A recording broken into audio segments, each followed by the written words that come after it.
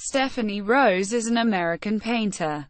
Born April 23, 1943, New York City. She is known for dramatic, non-narrative abstract paintings composed of diverse passages including representational imagery and for portraiture, in which the highly recognizable subjects appear in settings related to her work in abstraction. Both, she has said, involve a combination of historical and existential perspectives. Rose's reputation was established as an abstract painter. Her work in portraiture began late in her career in 1996. Exhibitions of her work typically include both modes of painting, of which she has remarked, "Overall, the pivotal aspect for communicating meaning in my work is the investment of a theatrical sense of psychological presence in the paintings."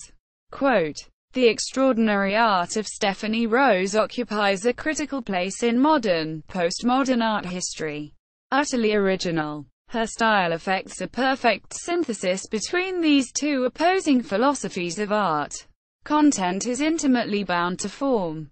These paintings, like the plays of Shakespeare, can never be exhausted. They are constantly renewed as different aspects reveal themselves to the experienced observer. Perhaps the most old master aspect of Stephanie Rose's work is the quite delectable surface treatment. Her rich brushwork can be related to the paintings of Titian or of Rembrandt, or to the brushed metal of David Smith's late sculptures in stainless steel.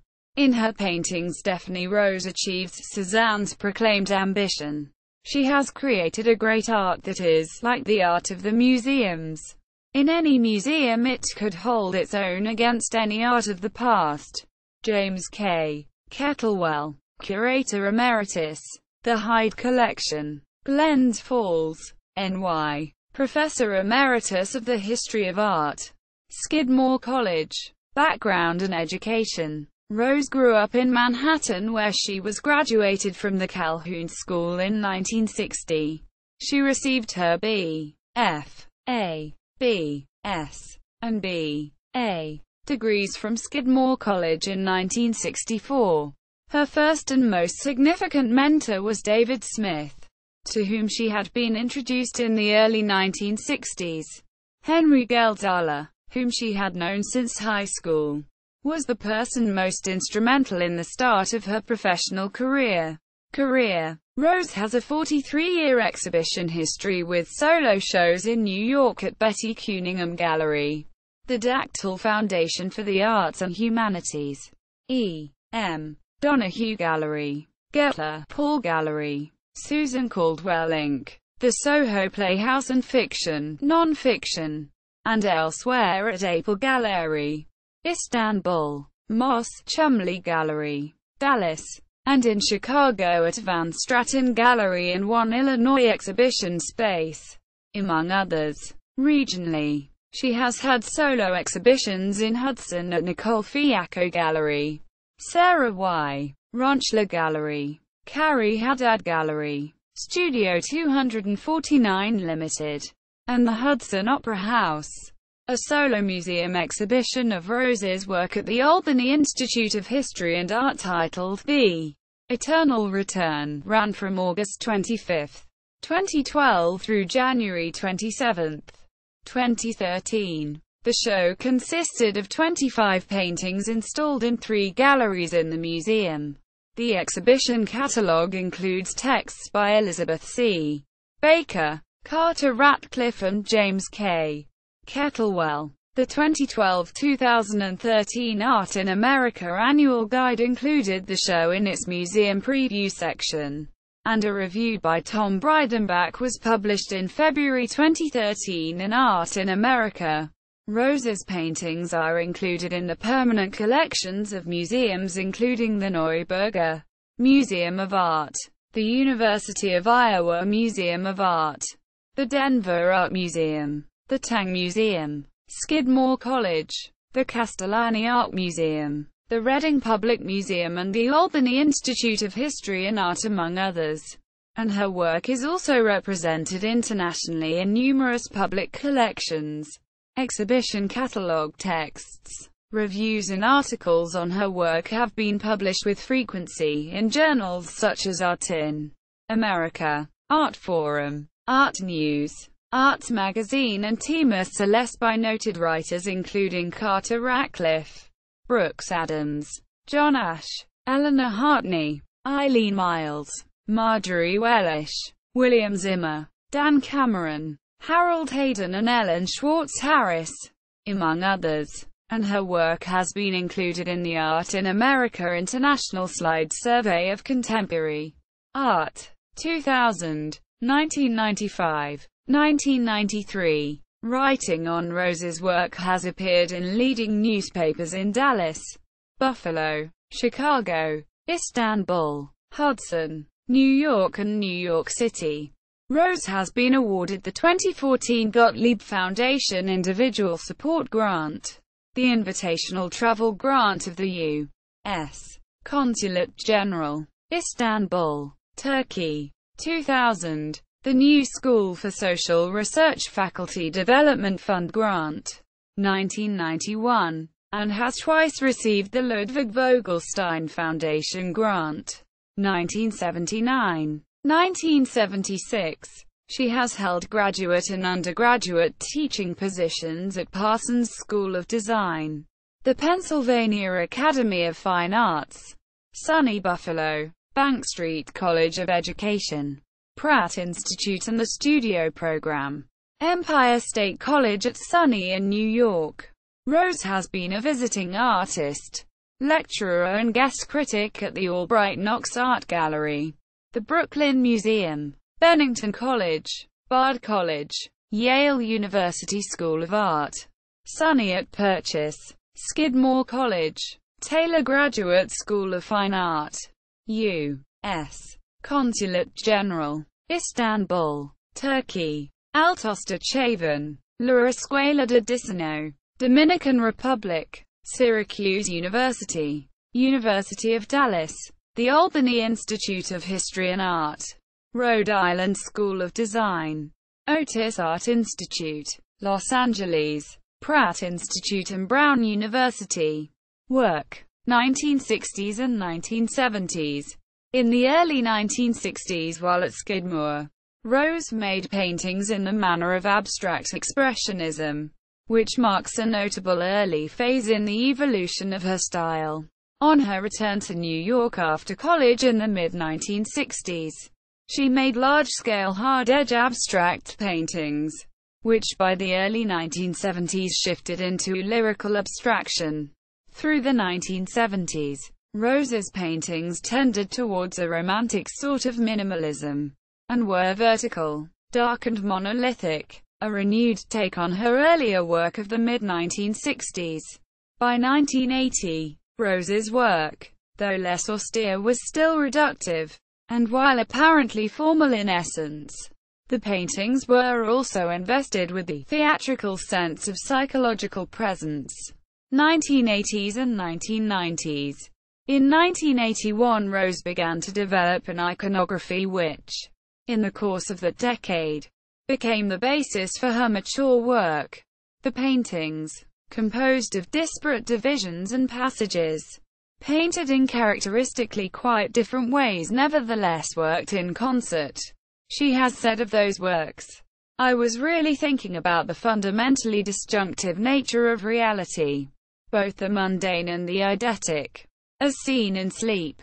An article by Mary Lee Thompson was published in Arts magazine on the work exhibited in 1982 at Gettler Hall in New York, in which Thompson said, "All of Rose's paintings have startling contrasts within them, like jumbling exotic sensations of culture shock. These paintings have riotous colors, slashing structures, and frenetic lines that should not commingle.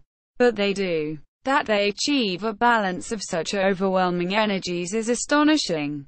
Quote, in an article in Arts magazine in 1985, Dan Cameron wrote, "Her newest paintings are her most original to date, and it is clear from the best works in this selection that her range of concerns has broadened tremendously over a relatively short amount of time." Perhaps it is Rose's tendency towards a enforced dreaminess, a give and take between sheer tactility and sheer drama, which is now coming to the forefront of her concerns. Quote, around that time Rose's work began to involve a pointed consideration of the possibilities of doubling and tripling the meaning of images. Eleanor Hartney, writing in Art in America, said of her 1987 show at Fiction, Non-Fiction in New York, however interpreted, all the paintings suggest an engagement between Apollonian and Dionysian forces. By refusing to resolve the conflict, or privilege one impulse over the other, Rose stakes out a position in which the artist acts as mediator between realms and varieties of experience. Quote, by 1989, Rose's paintings demonstrate her increasing historically minded point of view. In her catalogue essay for Rose's show that year at E.M. Donahue Gallery in New York, Eleanor Hartney wrote, while many of her colleagues take the failure of art to provide absolute answers as an occasion for mourning a clever cynicism, Rose chooses instead to demonstrate how much can still be said with the language of painting. Her work cuts across distinctions between modernism and postmodernism and suggests that the tradition of the new may encompass both as living productive tendencies within the continuing saga of 20th century art. Quote, Rose's work in her 1991 show at Donahue expands her approach to historicity. In response to those paintings, Marjorie Wellish wrote the following in Tema Celeste. Among the themes nurtured through the long history of art is that of the sacra conversazione, wherein under noble auspices the divine approaches the human in a space symmetrically governed, light-filled and calm. To this tradition, Stephanie Rose contributes a fecund perversion, for as her recent paintings show, she is master of the profane conversation. Distinguishing Rose's paintings from so many cynical compilations of style is the sustained, gutsy imagination brought to painterly process. The given motifs do not serve as pretexts for stylistic reference, shown to be bogus, but are assimilated to a felt and transforming creativity. It is by this means that the artist declares herself culturally responsible. Quote, in a review in Art in America of that 1991 exhibition, Eileen Miles wrote, Rose seems to me to focus on the phrasing of art, the frequency at which certain kinds of tropes can come in or, once arrived, how they hold their place. All kinds of signs, abstract and otherwise, have equal weight. Each canvas functions like a stage on which many things can happen. Quote, Miles also noted of one painting, now in the permanent collection of the Neuberger Museum, Time Step comes across as a great historical painting. Quote, John Ash, writing in Art Forum of the paintings in the Still Pictures series exhibited in 1993 at E.M. Donahue in New York, said, Stephanie Rose's Still Pictures, 1993, are, first of all, a reminder that in terms of technique she is simply one of the best painters around. Luckily Rose's technical facility is at the service of a flamboyant imagination and a disciplined intelligence.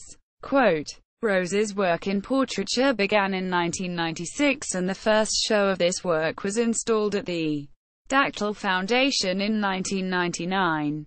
Of this show, Gerard McCarthy, writing in Art in America, said, each subject stares out at the viewer in a way that conveys the moment of encountering a weighty persona with the freshness and ephemerality of a glance.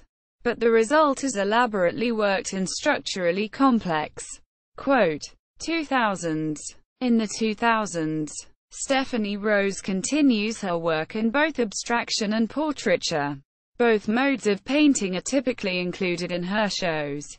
Writing in Art in America about her solo exhibition in April to May 2006 at Nicole Fiacco Gallery in Hudson, New York, Carter Ratcliffe said that the images in the paintings are major players in her theatre of extreme self-consciousness. The action is in the interchange between a painting's disparate parts. And of course there is no single denouement because every element interacts so complicatedly with every other. Yet light always triumphs brilliantly, as the painter's wit induces even the most difficult forms to join the pictorial drama. Quote, further writing on Rose's work by Carter Ratcliffe appeared in the exhibition catalogue for the show at the Albany Institute of History and Art is titled, Stephanie Rose. Upstage, because, in the theatre of Rose's art, everyone is always trying to upstage everyone else.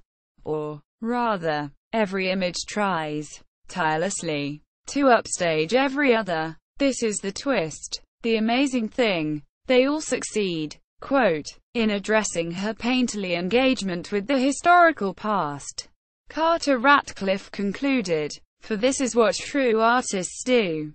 They immerse themselves in history, each reinventing a personal and therefore entirely relevant version of the past. And they live this past as if it were present.